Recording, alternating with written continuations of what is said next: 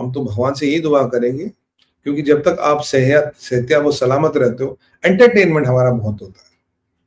मतलब आपको देख के हमें by God Kapil Sharma show भूल जाता है। कपिल शर्मा शो देखो या आपको देख लो, एक ही बात है। वहां तो फिर भी आधा घंटा देखना पड़ता है, यहाँ तो 2 मिनट में एंटरटेनमेंट हो जाता है। आप एंटरटेनर हो Khwaja Sahab, we love you for. मतलब जो आपका अंदाज़े बयान है, वाह वाह। कहते हैं घर में नींद आने अम्मा चली बुराने, हैं?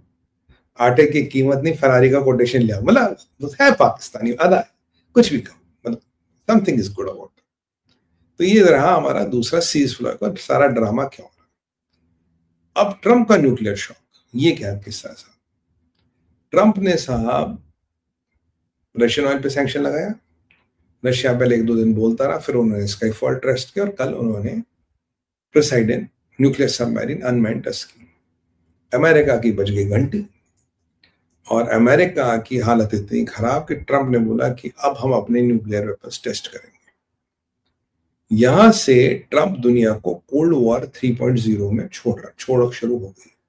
देखिए, जो 40-45 से लेकर 90 तक का दशक था, उसमें हम और आप उस छाए में जीते थे, अब मरे तब मरे, आज मरे कल मरे, because we are always on a nuclear flash point. फिर 90 में ये चीजें हुई, नॉन प्रोलिफरेशन ट्रीटी साइन हुई, अमेरिका रशिया का एग्रीमेंट हो, काफी न्यूक्लियर वेपन्स को डिस्ट्रॉय किया गया, काफी को बरी किया गया, और तब से दुनिया कभी भी न्यूक्लियर कैटास्ट्रॉफ के कगारे पे नहीं खड़ी रही, दुनिया स्टेबल रही।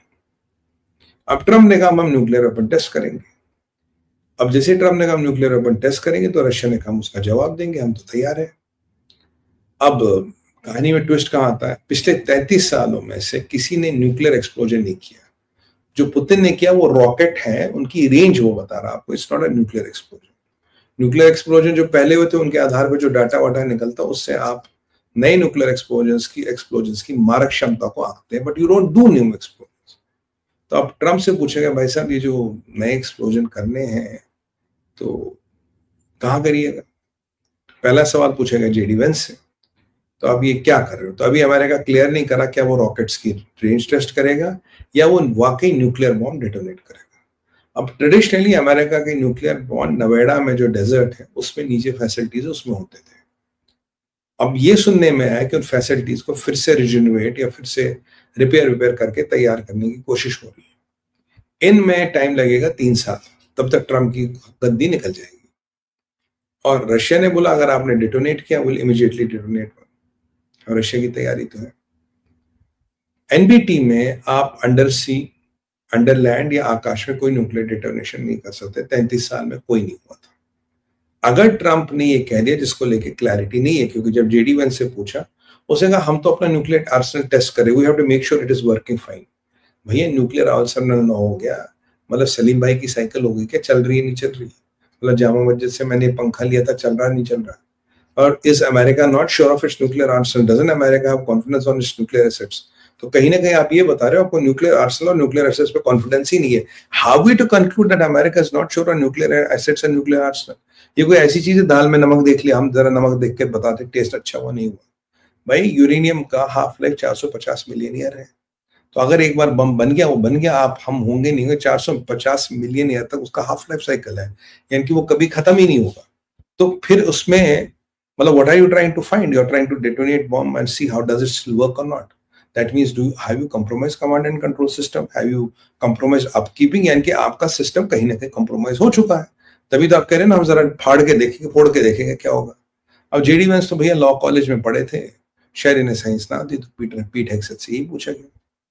पीट हेक्सेट कह रहा नहीं, प्रेसिडेंट का बिल्कुल क्लियर डायरेक्टिव है कि बम जो है उनकी टेस्टिंग करो, और उनकी टेस्टिंग करोगे तो हमें पता लगेगा हमारे पास क्या है।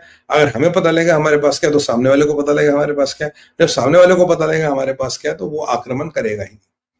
तो मतलब बम की टेस्टिंग करके हमें एक ये दिखाना है कि आक्रमण नहीं करेगा।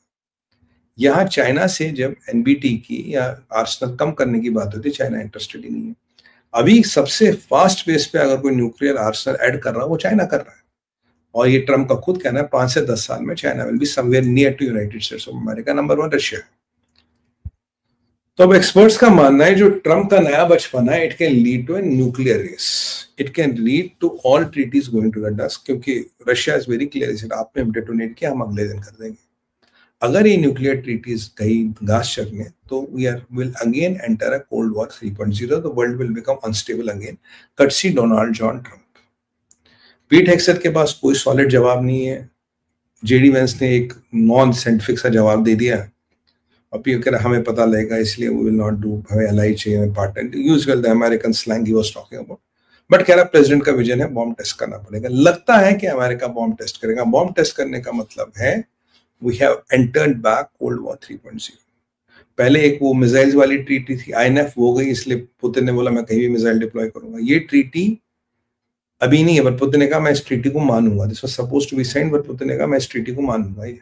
और जब इसका जो जिस खिलाड़ी चाइना की आप बात करते हो, चाइना से बात करो, चाइना इंटरेस्टेड ही नहीं बात करने में। चाइना का तो मेरे को बात ही नहीं करनी, I don't want to talk anything on nuclear, मेरे राष्ट्रीय सुरक्षा का विषय, मैं न्यूक्लियर पर बात ही नहीं करूंगा। और अमेरिका का नेशनल सिक्योरिटी डॉक्यूमेंट अगर आप देखिए जो लास्ट ईयर जो बाइडेन सरकार ने बनाया था, उसमें नंबर 1 दुश्मन बताया गया है चाइना को। ये एक कट हो सकते, ये वास्तविकता है। तो ये न्यूक्लियर क्या होगा, कितना होगा, और क्या वो केवल रॉकेट्स टेस्ट करेंगे? मुझे लगता है रॉकेट्स टेस्ट नहीं करेंगे। याद कीजिए कर्नल माइकल डगलस को, जो माइक पॉम्पियो का एडवाइजर था, और माइक पॉम्पियो विदेश मंत्री था ट्रम्प की फर्स्ट एडमिनिस्ट्रेशन में। कर्नल माइकल डगलस ने कहा था कि अमेरिका के पास केवल 7 से 8 दिन का कन्वेंशनल वेपन का असला, उसके बाद न्यूक्लियर पर जाना पड़ेगा।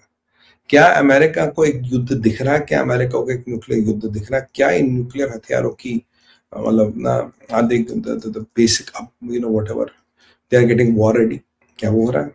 और सबसे इंपॉर्टेंट बात, चाइना और अमेरिका की मीटिंग में ताइवान पे डिस्कशन हुआ, Taiwan did not even figure out. मैं आपको कह रहा था ये ट्रम्प चाइना पुतिन, ये ट्रम्प कहीं ना कहीं ताइवान पे कॉम्प्रोमाइज कर सकता है। Taiwan is heading for big time. ये एक नया डायमेंशन है, there was no mention of Taiwan. मानिए ना मानिए, सत्य है। अब ये बहुत विकट परिस्थिति में इसने दुनिया को डाल दिया है। हम देखते हैं क्या होता है, क्योंकि न्यूक्लियर आर्म्स रेस शुरू होगी और ये अनकंट्रोल होगी। मैं आपको हमेशा कहता था अगर वर्ल्ड वॉर 3 होता, भगवान ना करे कभी हो, it will be a nuclear world war 3, it won't be a conventional world war 3। देखते हैं सर, जेडी वेंस